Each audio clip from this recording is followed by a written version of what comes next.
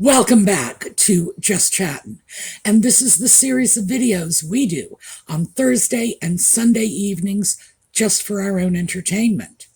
So for all you Audie fans, yes, he is around. He's asleep on top of the washing machine. He's a cat. You just can't explain them. So maybe he'll be out, maybe he won't. And because the weather is starting to turn a little chillier, at least here in the mornings, I'm back to scarves to show off my yellow. And in this case, it's birds. Let's see if I can find you a bird here. Very yellow, very cheerful. And our yellow is for Catherine, for Lex's mom, for everybody battling cancer. We are sending our good wishes your way. And on the subject, we've gotten some comments in the videos inquiring about how Lex's mom is doing. So I've referred the matter to Lex. She sent an email in which she gave some information and gave me permission to read the email to you. So I'm going to save that for the end of the video. We are talking about a woman with cancer. That may be a little difficult for some of you to deal with, and I just want to throw that out. So it'll be at the end of the video. If you want to skip it, I get that, but it's actually a very inspiring bit of information about Lex's mom. So I hope you will stay for it regardless. Okay, we are going to take a quick look at the intro, 22 seconds. And because Nutmeg and the sock puppet have been quiet lately, I have a chance to do something that has been on I have a list of video topics I'm dying to cover, but Nutmeg and the sock puppet always seem to be churning up new stuff, and I never get a chance to go back to them. Well, I'm going back to one today. So this is going to be an evaluation of what, in my opinion, are the 5 most damaging lies or misrepresentations Nutmeg has imposed on the world. And I'm going to tell you why I think these in particular are more damaging than all the rest of her tissue of fabrications. So we'll be right back.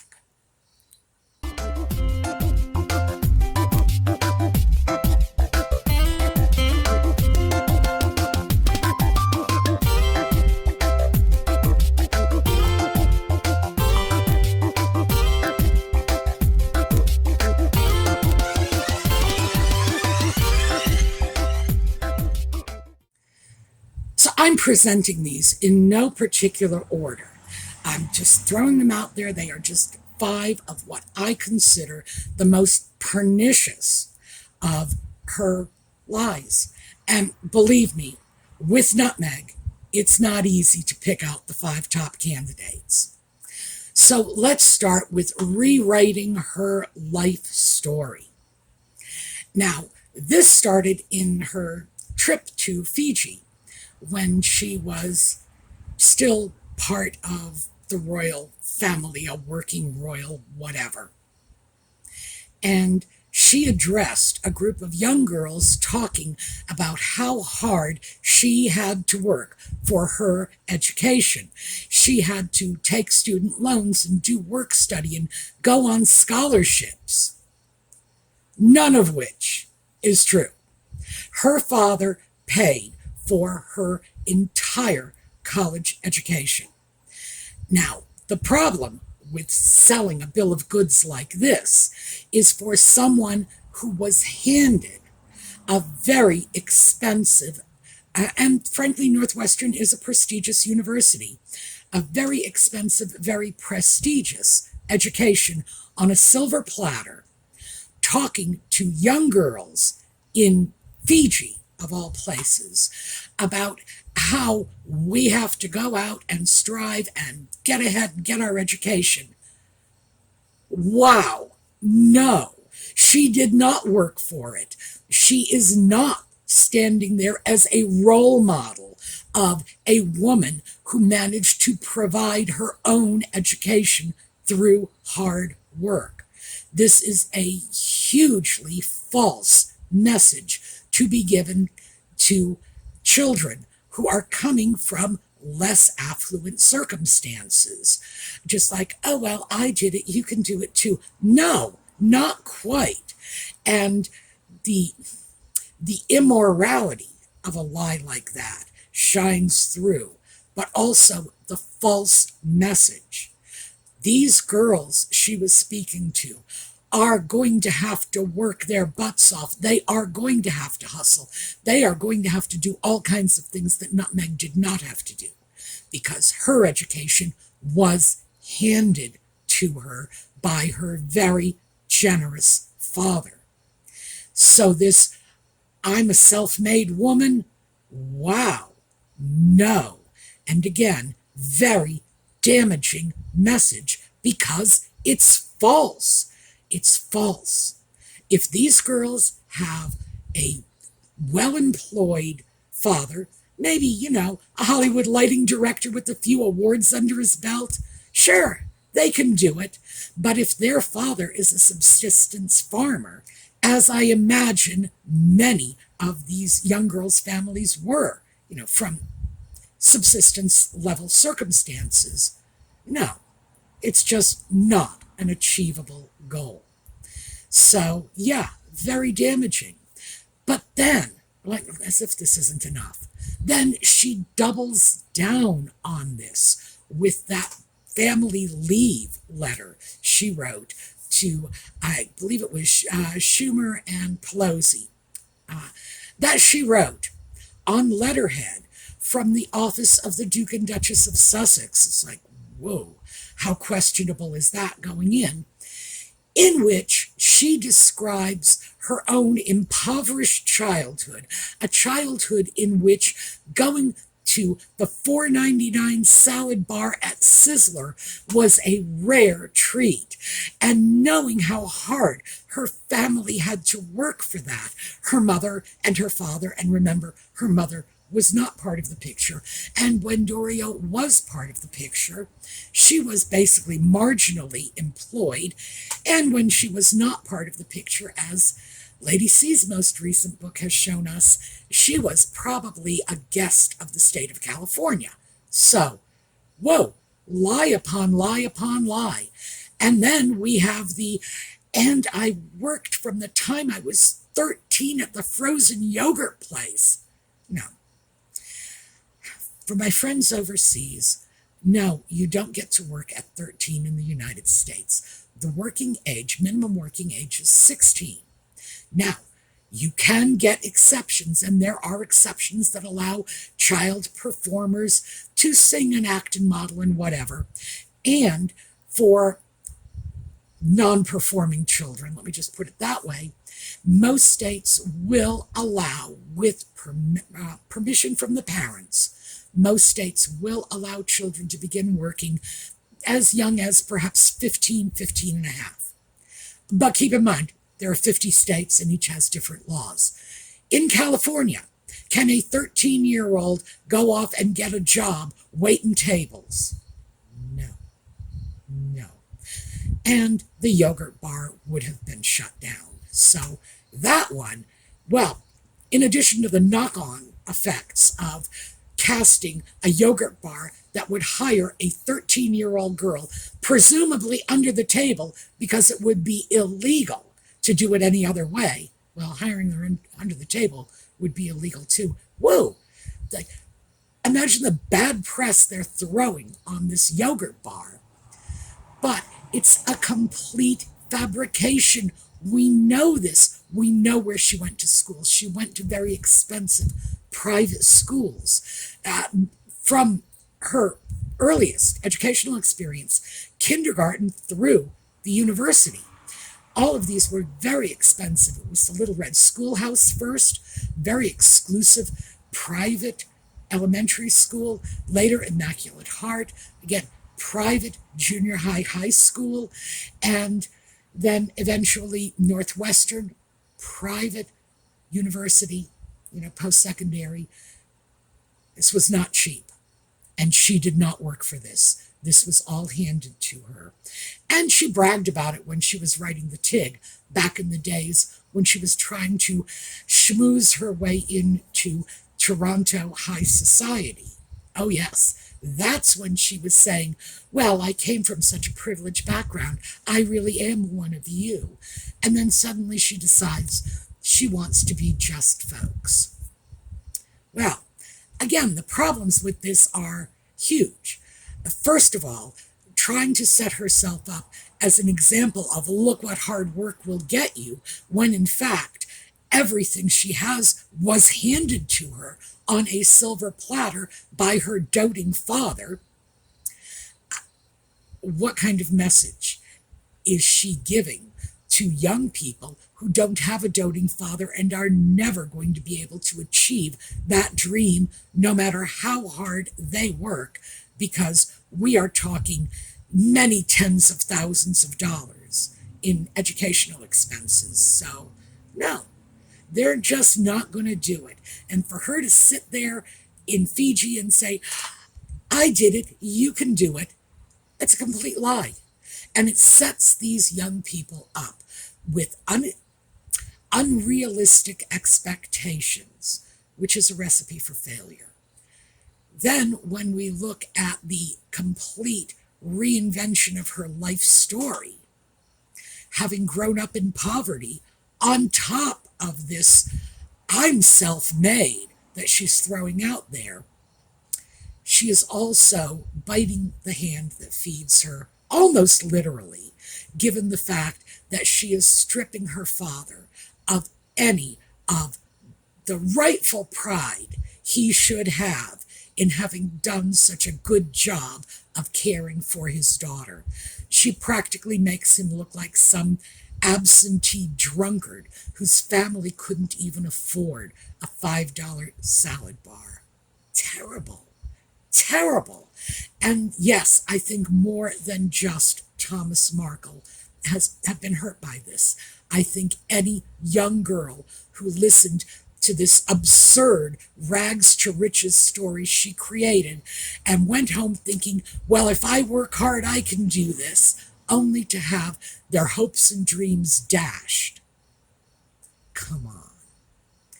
So, yes, I think this one had a lot of damage right across the board in ways that will be very opaque to most of us. We see the damage she did to Thomas.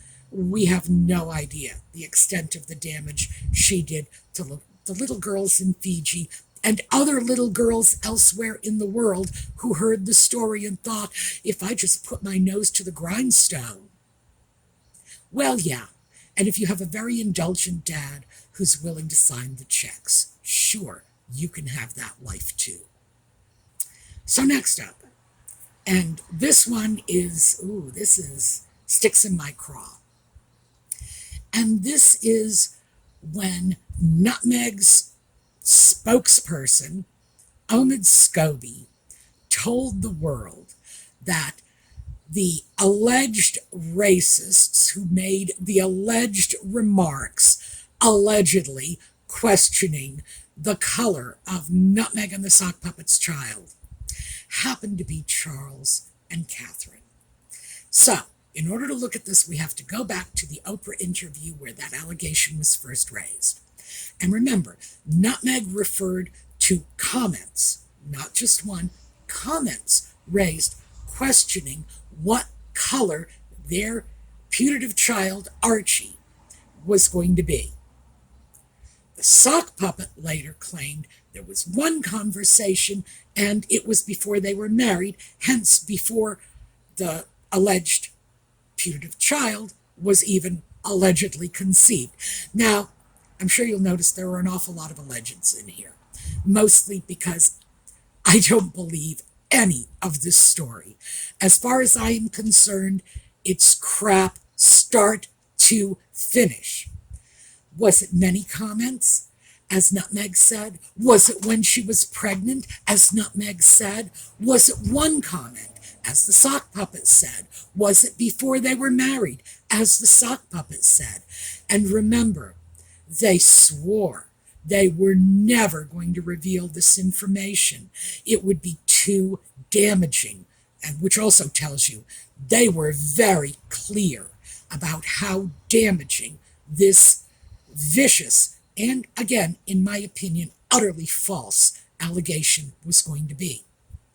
Now, initially, back at the time of the Oprah interview, since they only said, we're just going to say it wasn't Elizabeth, it wasn't Philip. Those were the only people they were going to give a pass. Meanwhile, you've got the rest of the whole extended royal family, all of whom are tarred with the same brush. My thoughts, frankly, at the beginning of this, when I heard it, was, well, if this is true, Princess Michael. Yes, for heaven's sake, don't we all know the answer to that one? Lady C later said that she had been informed it was Princess Anne, and she did a video to that effect. The speculation was rife. All kinds of people were being accused. Well, fast forward. Beginning of last December, the time frame is really important on this. Beginning of December 2023, Omid Scobie releases the information. He claims he didn't do it. Well, where else could it have come from? It's absurd to say that he did not provide the information in his book. The translator didn't make it up. No one has ever come forward from the Sussex camp and said, well, it couldn't have been Scobie because those were not the people. No. We all know what happened. Nutmeg wanted the information leaked, and she arranged to have it done. Now, like I said, the time frame is really important, and that's why this one, boy, this just irritates me. Beginning of December 2023, 6 weeks later, Catherine is in the hospital for planned surgery. In other words, she knew she was going in for surgery. This was not a big surprise. 2 weeks after that, Charles goes public with his cancer diagnosis. So within 8 weeks of this announcement, we have the very people, Charles and Catherine, who have been smeared by Omid Scobie, no doubt at the behest of Nutmeg. And they're both dealing with cancer. Now, yes, Catherine did not make the announcement until much later, but it was a retroactive announcement. The information came from the surgery, so we know that within 8 weeks, they were both dealing with cancer, both coping with cancer. Do I think for one instant the people nearest and dearest to them did not see this coming? Oh, no. There was a reason for Catherine to go in for surgery after all, right? And it seemed pretty clear that Charles had been aware of his diagnosis before the public announcement, meaning it was likely he had symptoms. I believe, and this is just based on normal family dynamics, that the people close to them in their families had to have been aware, perhaps not of cancer, but certainly that they were not well. What kind of monsters do that to someone who is already dealing with, well, as we now know, cancer? Either Nutmeg and the sock puppet were so alienated from their families, and that's on them. They should have been in the loop, and they would have been in the loop if they had behaved better. So remember, this all traces back to their actions. They either should have or would have known. There's just no letting them off the hook for this one. I'm sorry. I just won't do it. And even if they say, well, we have no idea, well, whose fault is that? I consider that one awful. It's just unspeakable. So, yeah, I'm throwing that one out there. The impact of this has not been of great damage to many, many people, but I believe it has been of unspeakable damage to the royal family, not as royals, but as Nutmeg and the Sock Puppets family. Unspeakable damage. So yeah, that's going on my list. So next up, number 3, poverty porn. Nutmeg, and Nutmeg is not the only one, but my goodness, she is an absolutely dedicated member of the poverty porn squad. Nutmeg using impoverished people, particularly impoverished children. Oh, she has a special fondness for impoverished children, particularly children of color, and using them to advance herself. She started doing this before she met the sock puppet. This was back in the days when she had just, tuned her radar into an advantageous match in England. She wanted a British titled person, or a British soccer player. That seemed to be another thing she was going for. Go figure. But when she was looking for that brass ring marriage that was just going to set her up for life, she started revamping her image. And in order to do this, she wanted to set herself up instead of an actress model, as she had currently been listed in Wikipedia. She wanted to be an actress activist. So she went around associating herself with as many organizations as she could, not doing anything but associating herself, until finally One World was willing to send her off to Rwanda and India in order to raise funds for their charity. Now, keep in mind, this is a charity. They paid all her expenses, including her entourage, which consisted of photographers and a hairdresser at least. So she had a little clique of people with her. It wasn't just her expenses. The charity was paying. In exchange for what? Who knows? Because she was not even very well known at the time. And certainly she had not done anything for the charity. She was not giving them money. She was not, out independently raising awareness. No, it was all the charity. She was simply the spokesmodel in the center of the publicity shot. And she was well paid for some of these too, so she goes out and she gets her picture taken. And then that allows her to go back to Wikipedia using said picture, saying, look at me, I'm a humanitarian, I'm a philanthropist, I'm an activist. Well, what is the difference between poverty porn and legitimate philanthropy? Has Nutmeg given any money? Has she done anything to support the organization? Or is she, in fact, using the organization to further her interests? Well, there you go. There you go. So yes, this is revolting. I've said this before, to use impoverished children as a backdrop for your photo shoot is repulsive. But yeah, big lie.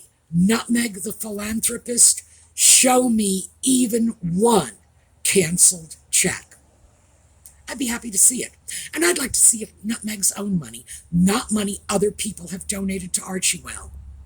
Let's just see one canceled check from Nutmeg to anyone, anytime, that even vaguely resembles charity. If those receipts were out there, the Sussex camp would have happily ponied them up by now. So, there you go.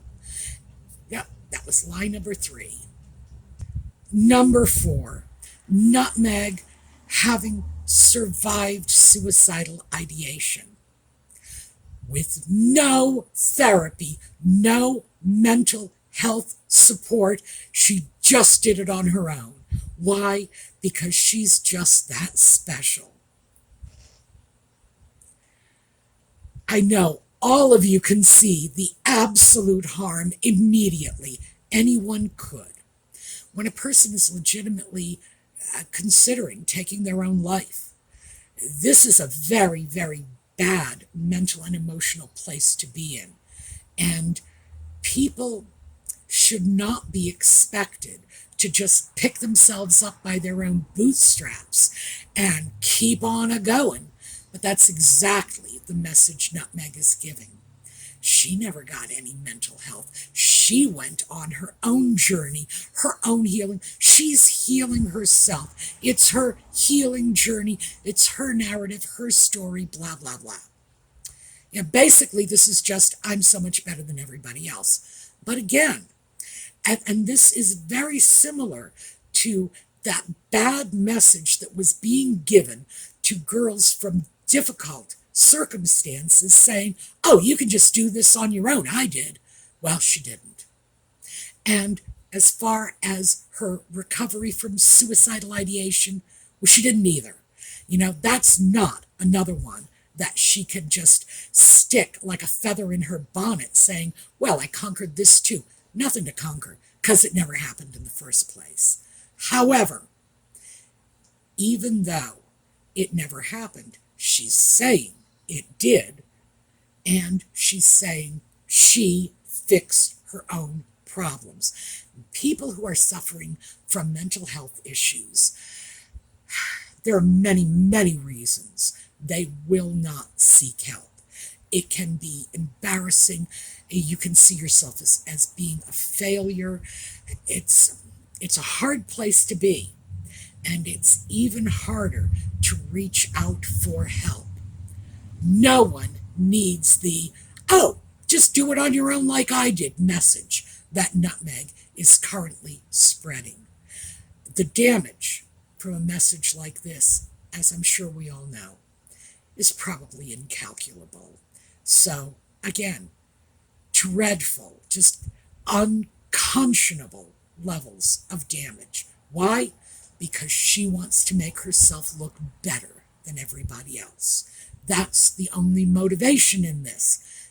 There is no greater good. Well, to Nutmeg, there is the greater good, because Nutmeg looking like the heroine of her own life story is, in fact, the ultimate goal. Who cares how many bodies she leaves, possibly even literally, in her wake. So, number 5, our final story. And this is one, let me start with, I did a video about this, not about what I'm talking about now, but about the underlying issue. Nutmeg goes on a walk in the Canadian woods with 2 dogs, a reborn doll, and security. And she is photographed. She is photographed staring right at the camera and smiling. And then she brings a lawsuit. And the agency that was responsible for the photos was forced into bankruptcy. So yeah, Nutmeg's lie, and it was a lie. Believe me, it was a lie. That was not a real baby. That was not her putative child, Archie. That was a doll. You can see the baby's hand tied around her neck. Like I said, I did a video about it. Check that out. There's no way this was an actual living baby. This was a reborn doll. And she used that lie to drive a company into bankruptcy, stole money, because they settled. She received money under false pretenses, because that's not a baby, period. If the company had the resources to fight back, I'd have paid good money to sit on that jury, thank you very much. But it would have eventually come out, because if they had actually gone to court, it would have been necessary for her to prove the basis of her claim, which is they photographed her child. No, they photographed her reborn doll, drove them into bankruptcy, and collected payment for a set of false allegations. She could have even been charged by the Canadian government for bringing a fraudulent court case. So, what can I say? The reason that one really bothers me is because all you need to do is look at the photographs and you can see that Nutmeg did this with every intention of setting up some hapless photographer in the first place. Yeah, that is slimy. And yes, the company went out of business. People lost their jobs. Oh well. Gee, isn't she a philanthropist? Isn't she a humanitarian? So yeah, those are my 5 of the worst of her lies because of the damage and the potential damage they've done. Now, that's what I have for you today. Before we leave, I do want to read you the email from Lex, because, as I say, many of you have asked about her mother. So here you go. Hi, Sue. Thank you for the email. I told Mom about the comment when I saw it and asked if she wanted to share. But first, we wanted to thank everyone for their kind words and wishes. The last decade has been a bit of a struggle because of Mom's cancer diagnosis and treatment. Her treatment has been going on for years, or, as she puts it, the poison. Some days are better than others.